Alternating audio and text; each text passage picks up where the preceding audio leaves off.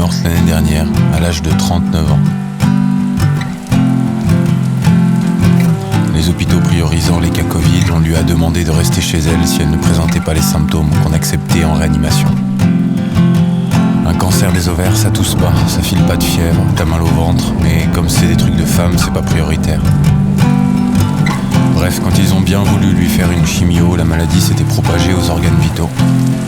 2 mois plus tard, on l'a regardé partir en fumée avec sa paire de chaussures préférée.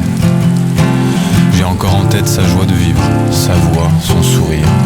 Je l'imagine me parler des après-midi entières de la déforestation massive au Brésil ou en Indonésie.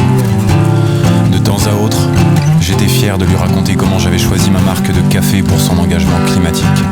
Mais d'une manière ou d'une autre, elle arrivait toujours à avoir le mot de la fin. Elle m'expliquerait que cela même avait asséché les sols en pillant l'eau de la bouteille qui me servait à passer mon café. J'avais encore du chemin pour égaler son savoir. Aujourd'hui, plus personne pour me contredire au sujet du bio, qui est pas si bio que ça, ou pour défaire tous les emballages plastiques en passant à la caisse des supermarchés, ou encore pour teindre le chien en rose, mais uniquement avec des boissons lyophilisées.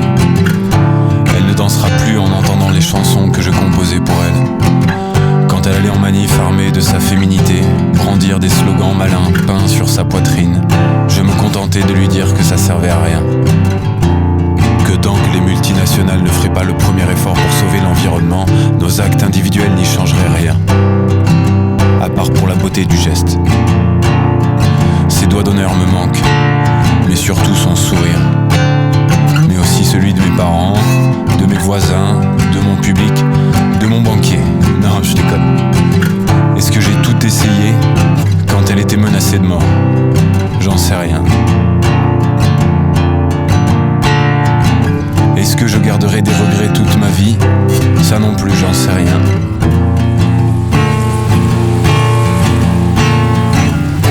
Est-ce qu'un acte bien dirigé, aussi désespéré soit-il, peut avoir un impact réel sur sa cible? Est-ce que l'humain aura une deuxième chance si le vivant n'en a pas? Est-ce que la connerie est un trou noir devenu trop massif pour être éradiqué? Est-ce que l'amour est vraiment comme la rosée? Est-ce qu'il tombe sur les roses comme sur la bouse de vache? Est-ce qu'il n'est jamais si fort que quand on le croit prêt à finir?